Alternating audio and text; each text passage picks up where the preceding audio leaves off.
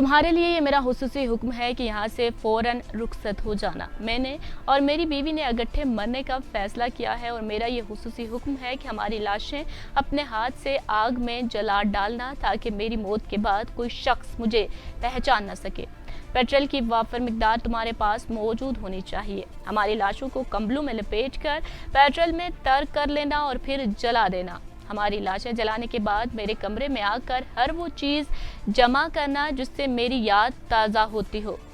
میری وردی، کتابیں، کاغذات، کھانے کے برتن، غرض مجھ سے متعلق ہر چیز قبضے میں کر کے نظر آتش کر دینا، یہ تمہارا فرض ہوگا۔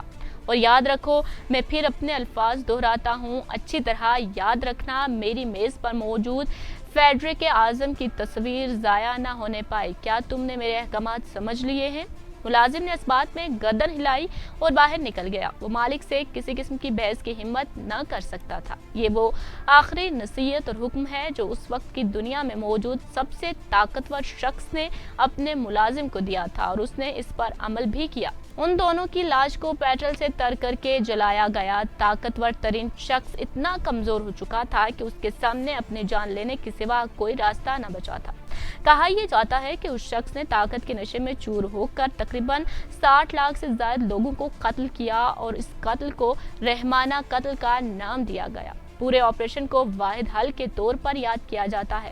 گو کہ جرمن فوجوں کو ہر محاذ پر اتحادیوں کے مقابلے میں پسپا ہونا پڑ رہا ہے، لیکن اس کے باوجود فیوہرر اور ہماری فوج کے حوصلے بلند ہیں اور ہم امید کرتے ہیں کہ چند روز میں ہم اس نازک صورتحال پر پوری طرح قابو پا کے دشمن کو پیچھے دھکیل دیں گے۔ یہ وہ آخری فوجی پیغام جس نے ایڈولف ہٹلر کا حوصلہ توڑ دیا اور وہ مزید جینے کی ہمت نہ کر سکا۔ شاید وہ اپنا وہ انجام نہیں چاہتا تھا جو اس کے اتحادی ڈوچے مسولینی کا ہوا تھا۔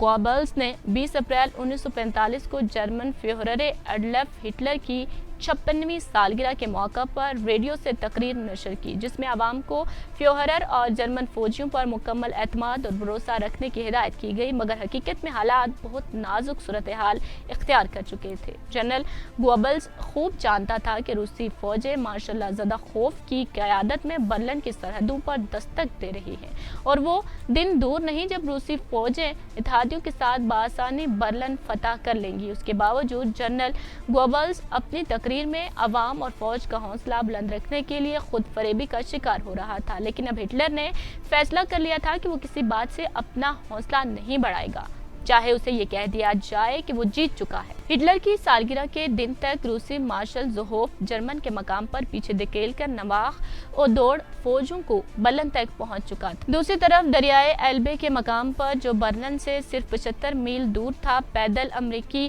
فوجی دستے روسیوں کے شانہ بشانہ موجود تھے۔ جرمنی 2 حصوں میں بٹ چکا تھا اور خشکی کے سب راستے اس کے لیے مسدود ہو چکے تھے۔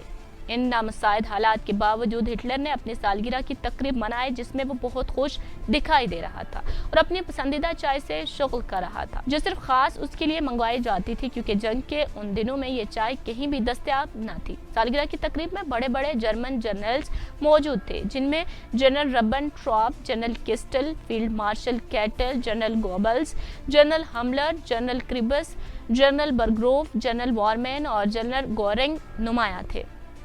ان جرنیلز نے حالات کی سنگینی کے پیش نظر ہٹلر سے درخواست کی کہ وہ برلن سے اپنی جان بچا کر نکل جائے، مگر ہٹلر نے کسی کی بات پر کان نہ دھرے اور غصے کے عالم میں صرف اس قدر کہا کہ میں اس شہر میں اپنی زندگی کے آخری دن پورے کروں گا۔ بار بار کی تکرار سے تنگ آ کر ہٹلر نے موضوع تبدیل کرنے کے لیے فیلڈ مارشل کیسلرنگ اور ایڈمرل ڈونر سے اتحادیوں کو پیچھے ہٹانے کے منصوبے پر گفتگو شروع کر دی۔ تقریب میں موجود لوگوں کو اندازہ ہو گیا کہ ہٹلر کسی صورت بھی برلن سے نکلنے پر آمادہ نہ ہوگا، اس لیے وہ بھی ٹھنڈے ہو کر بیٹھے رہے۔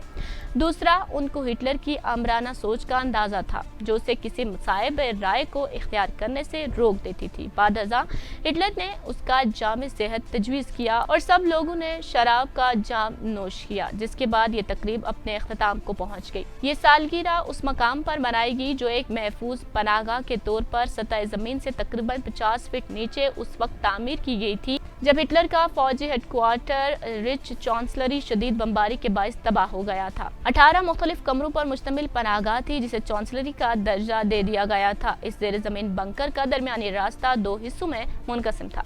उसके साथ ही बैतुल खला, guard room, emergency telephone exchange और पावर हाउस था। मरकजी दरमियानी रास्ता कॉन्फ्रेंस रूम के तौर पर मुस्तामिल था, जहां रोजाना हिटलर की सदारत में स्टाफ कॉन्फ्रेंस होती। कॉन्फ्रेंस रूम के बाएं जानिब का दरवाजा 6 कमरों के एक अलग हिस्से की निशानदेही करता था, जिसमें 2 कमरे हिटलर के ज़ेर इस्तेमाल थे।